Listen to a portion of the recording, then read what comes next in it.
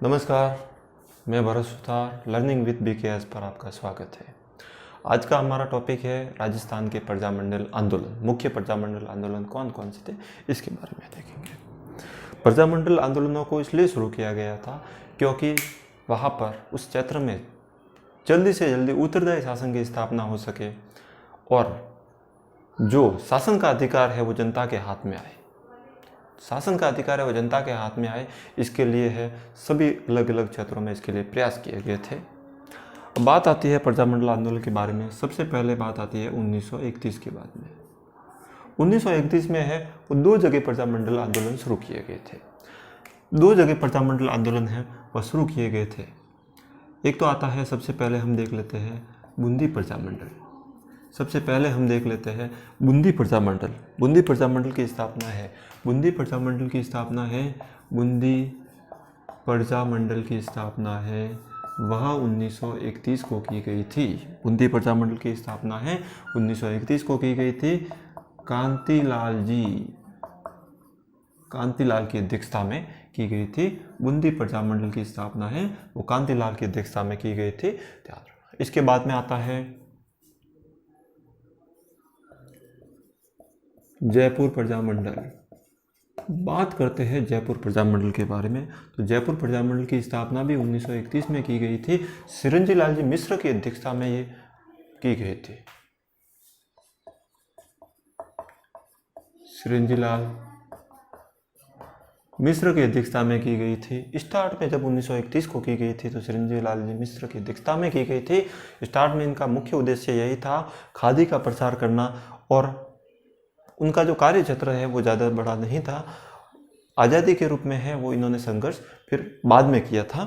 1931 में वो प्रारंभिक इसका जो मुख्य कार्य है वह खादी का प्रचार करना, खादी का प्रचार करना है। यह इनका प्रारंभिक उद्देश्य था। इसके बाद में है वह 1936 से लगाकर 37 के मध्य इसका पुनर्गठन किया गया। 1936-37 में इसका पुनर्गठन किया गया था, जिसमें है जमनालाल जी बजाज, हीरालाल शास्त्री, जमनालाल बजाज, कर्पूर चंद्र पाटली के नेतृत्व में इसका पुनर्गठन किया गया था। इस बात का आपको ध्यान रखना है। इस प्रकार से ये पुनर्गठन है वह इनके समय किया गया था 1936-37 को। और अन्य कार्यकर्ताओं के बारे में देख लेते हैं। एक तो इनके और करने का हरिश्चंद्र थे, एक थे रामकरण जोशी है वो मुख्य कार्यकर्ता इसके अंतर्गत थे। इसके अलावा है मुख्य कार्यकर्ताओं में आते हैं गुलाब चंद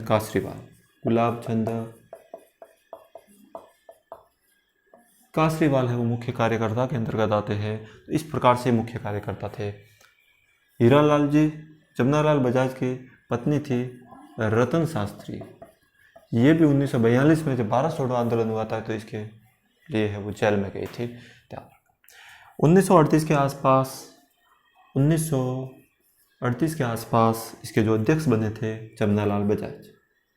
जमनालाल बजाज है इसके अध्यक्ष बने थे 1938 के आसपास। इसी प्रकार से 1942 जब भारत छोड़ो आंदोलन हुआ था उस समय इसके अध्यक्ष है वह थे हीरालाल शास्त्री। 1942 में सितंबर 1942 में जेंटलमैन समझौता हुआ था। और ये जो जेंटलमैन समझौता है वह सर इस्लाइन और हीरालाल शास्त्री के मध्य जेंटलमैन समझौता हुआ था। इस समझौते के अंतर्गत कहा गया था कि प्रजामंडल है वो किसी भी तरह से अंग्रेजों का विरोध नहीं करेगा। शर्त ये रखी गई थी कि आप जल्दी से जल्दी हमारे इधर उत्तरदायी शासन की स्थापना करें और राज्य कार्य है वो जनता के हाथ में दे। तो इन्होंने इनकी मांग को मान लिया था। ये सितंबर 1942 को जेंटलमैन समझौता हुआ था।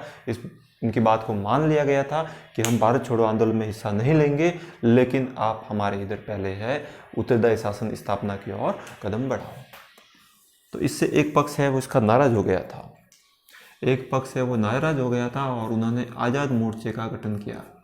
इसी के अंतर्गत एक आज़ाद मोर्चे का गठन हुआ था 1942 ईस्वी को है, वह हरीश चंद्र के नेतृत्व में, रामकरण जोशी जी के नेतृत्व में इन्होंने कहा कि हम तो भारत छोड़ो आंदोलन में भाग लेंगे। तो इन्होंने इसी से ही पृथक करके एक आज़ाद मोर्चे का गठन किया था, 1942 में किया गया था और इन्होंने भारत छोड़ो आंदोलन में भाग लिया। भारत छोड़ो आंदोलन में है वो सक्रिय रूप से इन्होंने भाग लिया था। फिर 1945 ईस्वी के आसपास जब जवाहरलाल नेहरू ने इनको आग्रह किया तो इनका है वापस विलय है और जयपुर प्रजामंडल के अंतर्गत हो गया था।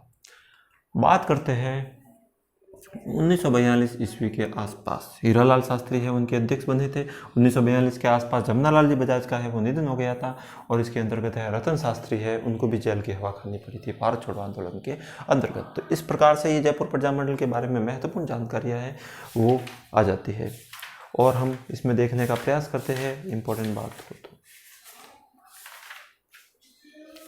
तो यही है जयपुर प्रजामंडल के बारे में इम्पोर्टेंट चीज़ें। जयपुर प्रजामंडल के इम्पोर्टेंट चीज़ है, इसमें एक थोड़ा सा करेक्शन आप ये कर सकते हैं कि यहाँ पर है वह कपूर चंद्र पाटली थे, कपूर चंद्र पाटली थे और यहाँ पर है वह सिरंजी लाल जी मिश्र थे, अध्यक्षता में है सिरंजी लाल जी मिश्र की अध्यक्षता में, सिरंजी लाल मिश्र की अध्यक्षता में है इसका गठन किया गया था जयपुर प्रजामंडल का। इसी प्रकार से जयपुर प्रजामंडल के बारे में है और हम देखने का प्रयास करते हैं। जयपुर प्रजामंडल के अलावा एक अलवर प्रजामंडल भी एकमात्र ऐसी प्रजामंडल है जिन्होंने भारत छोड़ो आंदोलन में भाग नहीं लिया था। इसी प्रकार से जैसलमेर प्रजामंडल के बारे में आपको ये याद रखना है कि एक ऐसी प्रजामंडल है न तो भारत छोड़ो आंदोलन में भाग लिया था, न ही अपने यहाँ उत्तरदायी शासन की स्थापना की थी, इसलिए जवाहरलाल नेहरू ने इनको है वो जैसलमेर प्रजामंडल को है दुनिया का 8वां आचार्य कहा था, वंडर्स कहा था। देवी शंकर है वो तिवारी है, वो यहाँ से मंत्रिमंडल में शामिल होने वाले पहले सदस्य थे, देवी शंकर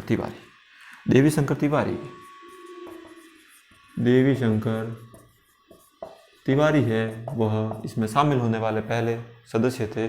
इस बात का भी आपको ध्यान रखना है। तो ये जयपुर प्रजामंडल के बारे में इंपॉर्टेंट जानकारी आती है। एक और सक्रिय कार्यकर्ता के बारे में देख लेते हैं, दौलत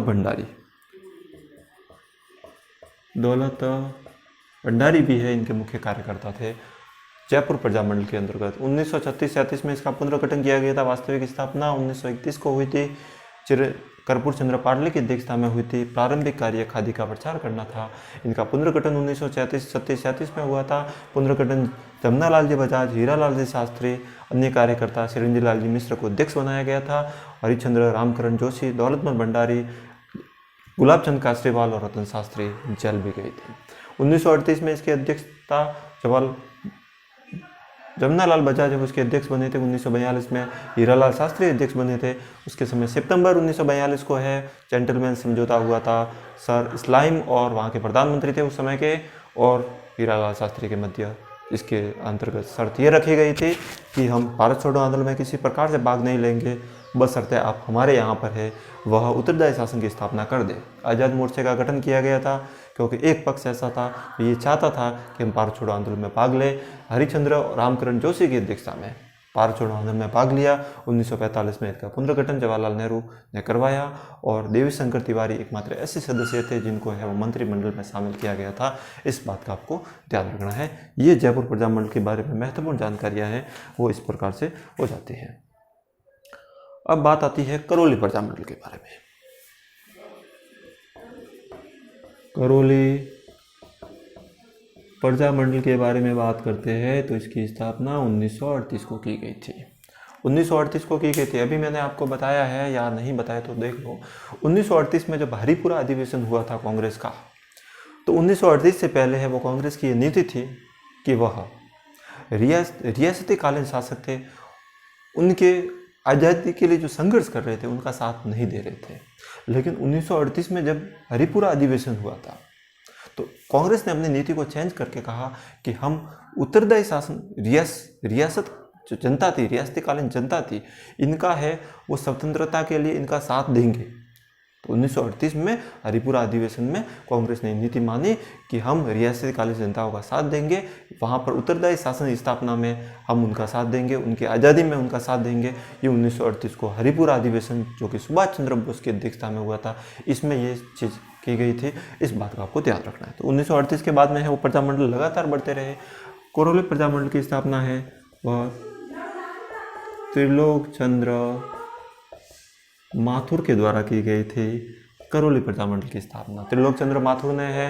वह कांग्रेस की स्थापना है वह करौली शाखा की स्थापना की, कांग्रेस की करौली शाखा की स्थापना है वो आपके त्रिलोक चंद्र माथुर ने की थी। करौली प्रजामंडल के बारे में हम बात आ गई।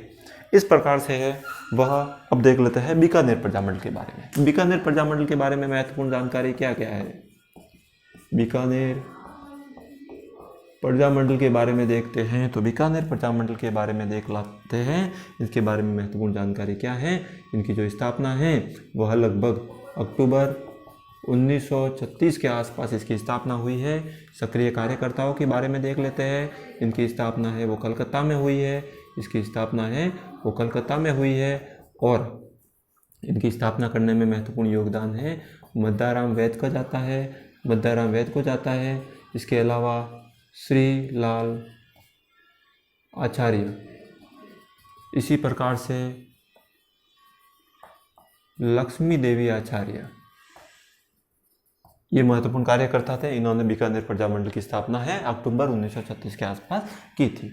जब इसकी स्थापना हुई तो बीकानेर के महाराजा गंगा सिंह जी ने इनका जब स्थापना होते समय इसका दमन करने का प्रयास किया था, इसलिए एक नाम जुड़ता है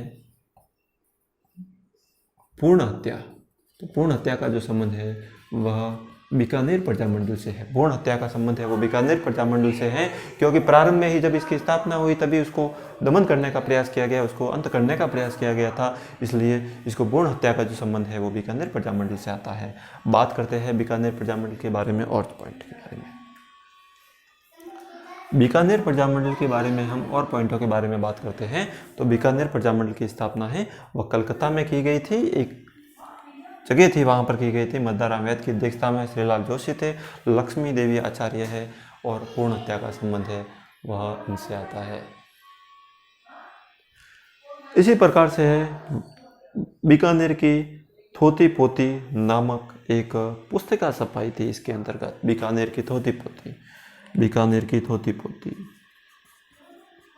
बीकानेर की थोती पोती पुस्तिका है, इसके अंतर्गत छपाई थी बीकानेर प्रजामंडल के अंतर्गत। इस प्रकार के पॉइंट को आपको याद रखना है। बात आती है तो इस प्रकार से ये 3 प्रजामंडल होंगे। सबसे पहले हमने देखा बूंदी प्रजामंडल, 4 हो गए। फिर जयपुर प्रजामंडल, इसके बाद में है वह करौली प्रजामंडल, बीकानेर प्रजामंडल, अन्य प्रजामंडल के बारे में हम अगले आने वाले वीडियो में देखेंगे। धन्यवाद।